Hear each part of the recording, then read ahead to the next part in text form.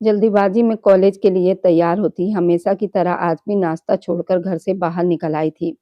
बल्कि अब तो ये रोज की ही आदत बन गई थी। सबको नाश्ता करवाने के बाद उसके खुद के लिए नाश्ता करने का टाइम नहीं बचता था। बिन माँ बाप की बच्ची थी, अकेले समय बिताना बहुत मुश्किल होता है। वो बस स्टॉप पर खड़ी थोड़ी उलझन में बस का इंतजार कर रही थी। भगवान के नाम पर दे दे, शेरावाली माता के नाम पर दे दे। अपनी गजब सी आवाज में एक मांगने वाली की पुकार सुनते ही काया पलटकर उसकी तरफ देखने लगी। धूप बहुत तेज थी, उसका चेहरा चमक रहा था। चेहरे पर अनगिनत झुर्रियां थी। काया अपने बैग की आखिरी जिप खोलते हुए कुछ टटोलने लगी तो उसे 10 रुपए का नोट मिला। काया ने वह रुपए उस मांगने वाली को थमा दिए।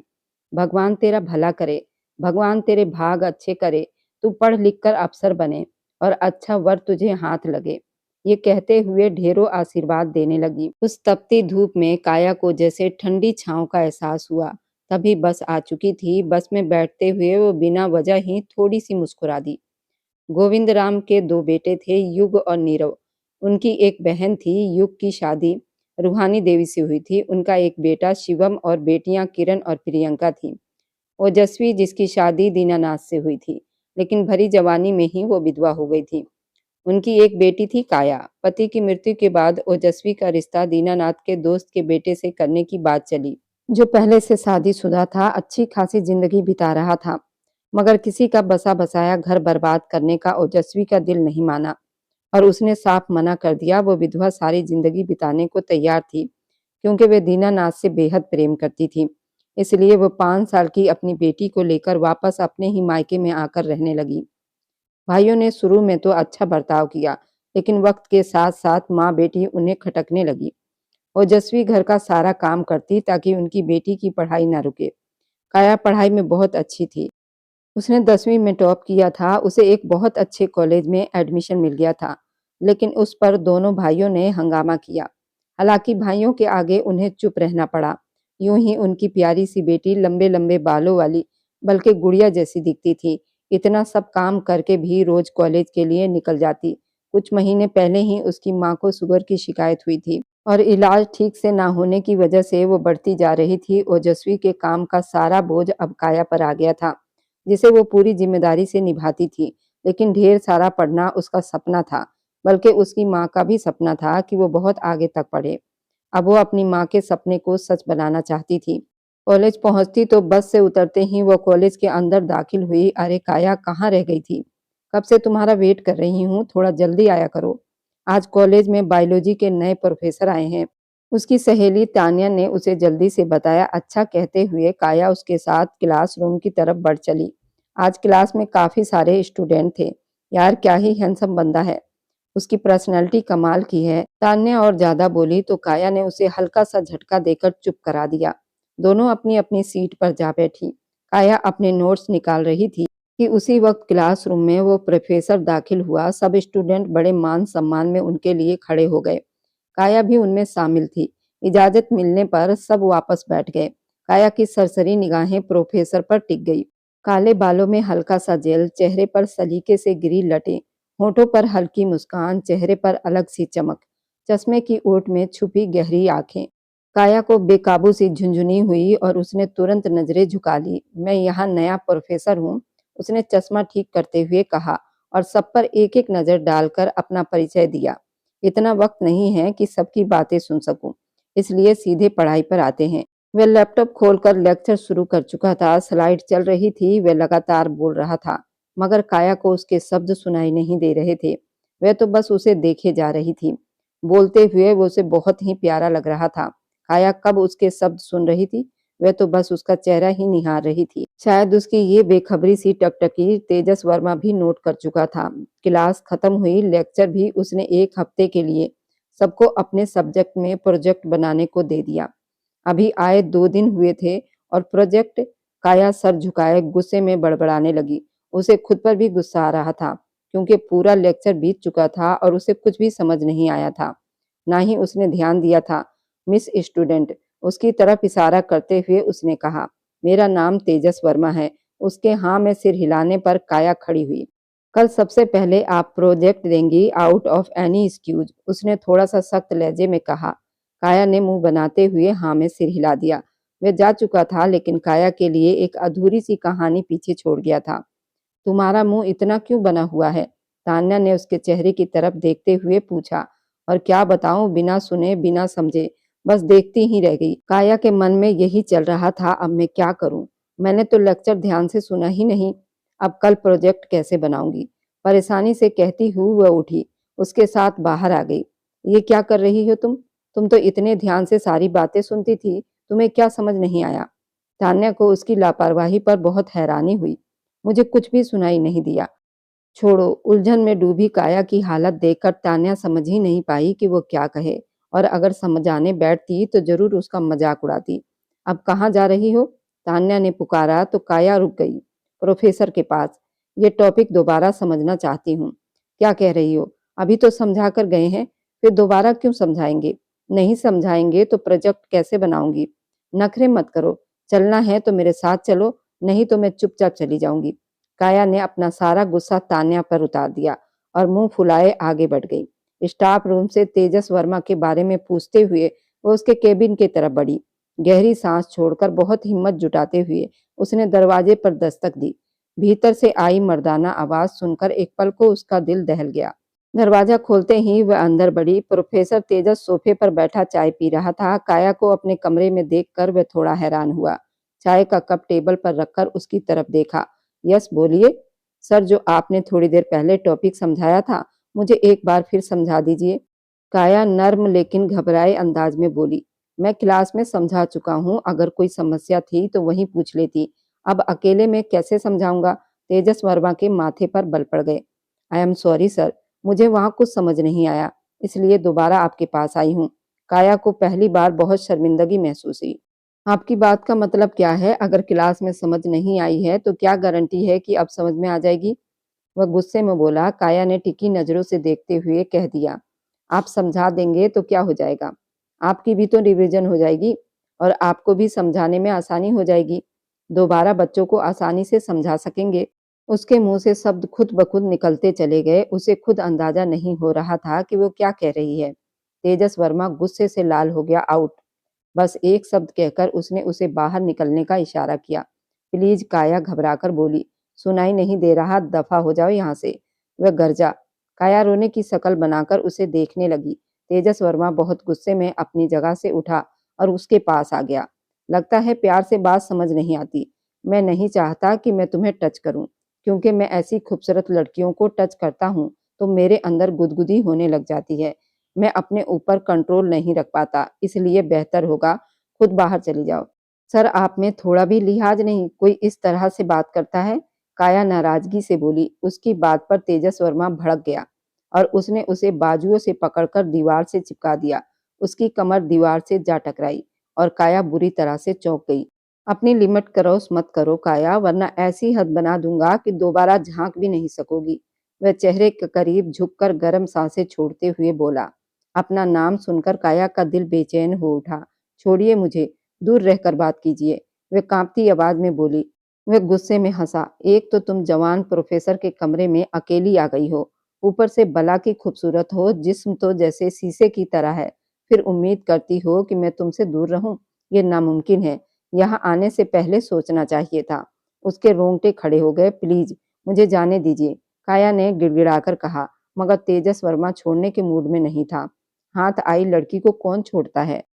मुझे अपनी सुरक्षा करनी आती है प्रोफेसर। आप मुझे अच्छे इंसान लगे इसलिए आई थी, मुझे नहीं पता था कि आप। काया के शब्द रोने में बदल गए। उसकी आंखों में आंसू देखकर तेजस वर्मा पीछे हट गया। वह उदास लड़की के आंसू नहीं देख सका। अब जाओ यहाँ से, उसने गंभीर स्वर में कहा। उसकी ये अचानक नरमी देखकर काया हैरान हुई, मगर बिना शब्द बोले वहां से निकल पड़ी।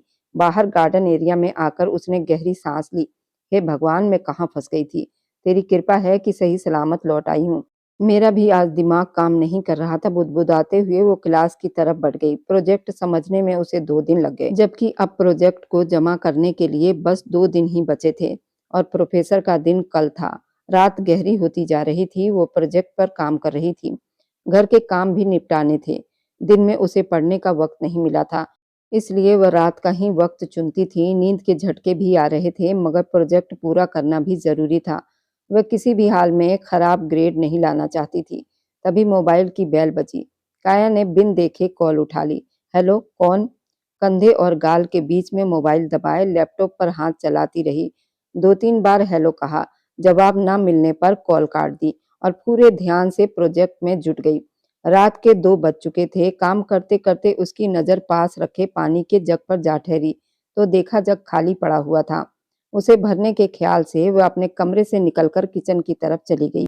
पानी का जग भरकर जैसे ही वापस पलटी, तभी उसे सीढ़ियों के पास पिलर के नीचे कुछ अजीब सी आवाज़ सुनाई दी। वो वहीं रुक गई। दिल एक पल के लिए जोर से धड़क उठा था, लेकिन ये सोचकर कहीं कोई चोर न हो, उसने जाकर देखना ही ठीक समझा। अपने हाथ में पानी का जग लिए वह धीरे-धीरे आगे बढ़ रही थी। वहां पहुंचकर रुक गई, ये देखने के लिए कि आखिर वहां कौन है। लेकिन सामने मौजूद उन 2 लोगों को देखकर काया की आंखें फटी की फटी रह गई। पीहू किसी लड़की के साथ अजीब अवस्था में थी। वह लड़का उसके दोनों ब्यूटी बॉर्न को अपने हाथों से मसल रहा था। कभी उसके होठों से चिपक कर उसे किस करता था। बस करो ना, पीहू इतराकर बोली। तुम मुझे प्यार नहीं करने दोगी तो मैं कहाँ जाऊंगा? मेरा बस चले तो मैं तुम्हें हर पल यूं ही प्यार करता रहूं। महावीर ने उसके होठों पर किस किया तो पीहू शर्माकर लाल पड़ गई। महावीर, तुम अपने मम्मी पापा से बात करो ना, हमारा रिश्ता तय कर दें। पीहू बहुत मनुहार भरे शब्दों में कहा। अपनी बाहें उसके गले के चारों तरफ डाल दी। हाँ हाँ, क्यों नहीं? तुमसे शादी नहीं करूंगा तो किससे करूंगा? तुम ही मेरी दुल्हन बनोगी। ये कहते महावीर ने उसके कमर के चारों तरफ हाथ फैलाकर उसे अपने सीने से लगा लिया और उसकी गर्दन पर झुकते बेसुमार किस करने लगा। पीहू की सांसें तेज हो गई थी। तभी काया के हाथ से पानी का जग छूटकर नीचे गिर पड़ा। कांच टूटने की आवाज से वे दोनों चौंक गए। तुम यहाँ क्या कर रही हो? पीहू गुस्से से चिल्लाई। काया की तो जैसे जुबान ही गूंगी हो गई। वह कुछ बोल ही नहीं पाई। एक तरफ महावीर पीहू से मोहब्बत का इजहार कर रहा था, दूसरी तरफ रात के अंधेरे में प्रियंका से मिलकर उससे भी प्यार मोहब्बत की बातें किया करता था। यानी वो एक ही वक्त में दोनों बहनों को बेवकूफ बना रहा था। दोनों बहनें उसे चाहकर भी सच्चाई नहीं देख पा रही थी। काया ने अफसोस से सिर हिलाया। तुम यहाँ इस वक्त क्या कर रही हो? मेरी जासूसी कर रही थी। पीहू ने उसकी बांह पकड़कर झकझोरते हुए चिल्लाया। दीदी, मैं तो किचन से पानी लेने आई थी, यहाँ कुछ आवाज सुनी तो चली आई। मुझे लगा कोई चोर होगा, लेकिन मुझे नहीं पता था कि आप और महावीर यहाँ अपनी कीमती समय एक दूसरे के साथ बिता रहे हो। काया ने कांपती आवाज में कहा। अपनी बकवास बंद करो। कहते हुए पीहू का हाथ उठा और काया के गाल पर 5 उंगलियों का निशान छोड़ गया। तभी शोर सुनकर रूहानी देवी बाहर आ गई। ये सब क्या हो रहा है? ये पानी का जग कैसे टूटा? उन्होंने टूटे कांच की तरफ देखते हुए चिल्लाकर कहा। आंटी जी, देखिए ना इसके करतूत। पीहू ने तुरंत बात पलट दी। रात के अंधेरे में न जाने किससे मुलाकात कर रही थी। महावीर और मैं यहाँ आए तो इसे देखकर वह लड़का भाग गया। महावीर पीहू के दोस्त का भाई था, यहीं पर उनके घर में रेंट पर रहता था। अब यह हम पर ही इल्जाम लगा रही है। काया हैरानी से उन्हें देखती रह गई कि पीहू ने कैसे सारा दोष उसके सिर पर मढ़ दिया। नहीं आंटी जी, ये झूठ बोल रही है। काया ने सफाई देनी चाहिए, लेकिन उससे पहले महावीर बोला। पीहू सही कह रही है आंटी जी, मैंने भी एक लड़के को यहाँ से भागते हुए देखा। रूहानी देवी ने गुस्से से काया की तरफ देखा और उसके बाल पकड़कर एक थप्पड़ जड़ दिया। रात के इस वक्त चोरी छिपे मुलाकातें करती फिर रही हो और हमें कहती हो कि पढ़ाई कर रही हूँ। आंटी, मैं सच कह रही हूँ, मैंने किसी से कोई मुलाकात नहीं की। काया रोते हुए बोली। मैं तो यहाँ इन्हें देख कर आई थी। देखा आंटी कैसी बकवास कर रही है, महावीर ने कहा। उसकी बात सुनकर पीहू ने तेज नजरों से महावीर को देखा, क्योंकि अभी कुछ देर पहले ही वो इस रिश्ते की बात कर रहा था, अब उससे बहन कहकर बुला रहा था। बदचलन लड़की, तुझे शर्म नहीं आती? बच्चों पर इल्जाम लगाते हुए, रूहानी देवी ने गुस्से में कहा और 2 थप्पड़ और जड़ दिए। काया लड़खड़ाकर नीचे गिर पड़ी। उसका हाथ टूटे कांच पर लगा और खून बहने लगा। महावीर ने उसका खून देखा तो पल भर के लिए उसके होंठ भिज गए। वह नहीं चाहता था कि उसे चोट लगे, लेकिन वह खुद को ही बचाने में लगा रहा। काया को हो रही तकलीफ उसे अंदर तक तोड़ रही थी और रूहानी देवी का गुस्सा अब भी कम नहीं हुआ। दिल करता है अभी इसी वक्त तुम्हें इस घर से बाहर निकाल दूं और तुम्हारे अंकल को तुम्हारी सारी करतूतें बता दूं। लेकिन कहते कहते वह रुक गई और काया फर्श पर बैठी खून से सना हुआ हाथ देखती रही, ये सोचते हुए कि उसकी खामोशी ने उसे कितना अकेला कर दिया है। भगवान का डर आ जाता है मुझे। और तुम पीहू जाओ यहाँ से अंदर। खबरदार अगर दोबारा बाहर नजर आई तो।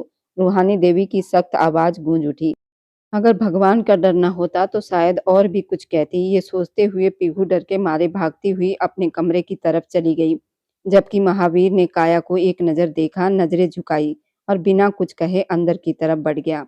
और तुम? रूहानी देवी ने काया की तरफ उंगली उठाते हुए कहा, जल्दी उठो और ये जो रायता फैलाया है ना, इसे साफ करो, फिर अपने कमरे में दफा हो जाओ।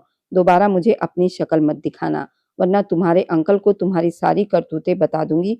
2 मिनट में तुम्हें इस घर से बाहर निकलवा दूंगी। इतना कहकर वह गुस्से में अंदर चली गई। काया वहीं फर्श पर बैठी अपने हाथ से बहते खून को देखती रही।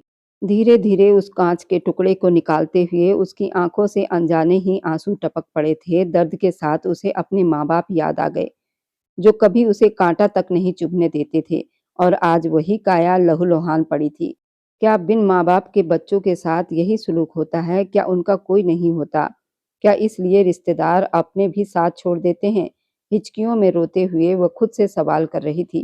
सबने अपनी सुविधा, अपनी सुरक्षा के लिए उसे ही कसूरवार ठहरा दिया था, और जब काया की बारी आई तो वह चुपचाप सिर झुकाकर सब सहती रही। अगले दिन कॉलेज में प्रोफेसर तेजस ने एक नज़र काया की तरफ डाली। वह सिर झुकाए दुपट्टे से अपना चेहरा ढकने का नाकाम कोशिश कर रही थी। आओ अपना प्रोजेक्ट दो, तेजस ने डेस्क के पास खड़े होकर उसे बुलाया। पूरी क्लास की निगाहें काया पर टिक गई। उसका प्रोजेक्ट पूरा था, लेकिन उस वक्त उसकी हालत ऐसी नहीं थी कि वह सहज होकर कुछ बोल पाती। वह नहीं चाहती थी कि कोई उसे इस हाल में देखे। सुबह जब वो हाथ पर कपड़ा लपेटकर कॉलेज आई थी, तब तान्या ही उसे अस्पताल लेकर गई थी, बैंडेज करवाया था और लापरवाही के लिए उसे डांट भी लगाई थी। लेकिन काया क्या करती? ना उसके पास इतने पैसे थे और ना ही घर से अस्पताल जाने की इजाज़त। तेजस ने उसकी हालत देखते हुए तंज भरे स्वर में कहा, मेरा ख्याल है काया, आपको छुट्टी ले लेनी चाहिए थी। इस तरह की हालत बनाकर प्रोजेक्ट से बचना और सिंपैथी लेना कोई नया तरीका नहीं। उसकी ये बात काया के दिल में तीर की तरह लगी। सबकी शक भरी नजरें उस पर उठ गई थी। रात की बातें, आंटी के शब्द, दुनिया में अकेले होने का एहसास, उसकी आंखों से आंसू बनकर बह निकले। पलकें उठाकर उसने तेजस की तरफ देखा। उसकी आंखों में शिकायत और दर्द था, जैसे किसी ने तेजस का दिल मुट्ठी में जकड़ लिया हो। वह 2 कदम आगे बढ़ा, फिर खुद को रोक लिया। मिस काया, मुझे नहीं लगता आप अभी प्रोजेक्ट दे पाएगी। जिस दिन जमा करना हो, उस दिन आ जाइएगा। तेजस ने समय रहते हुए कहा। नहीं सर, मैं अभी प्रोजेक्ट दूंगी। काया की कांपती आवाज में भी दृढ़ता थी। आप लैपटॉप पर स्लाइड बदलते जाएं, मैं बोलती जाऊंगी। उसने कहा, क्या तुम ये कर पाओगी? तेजस ने हैरानी से पूछा। 100% सर। काया हल्की सी मुस्कुराई और उसकी मुस्कुराहट में अजीब सा आत्मविश्वास था। तेजस उसके पास आकर लैपटॉप ऑन करने लगा।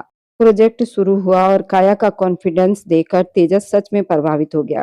प्रोजेक्ट इतना शानदार था कि पूरी क्लास तालियों से गूंज उठी और काया के चेहरे पर जीत की चमक आ गई। बहुत अच्छा, यू डन वेरी इम्प्रेसिव।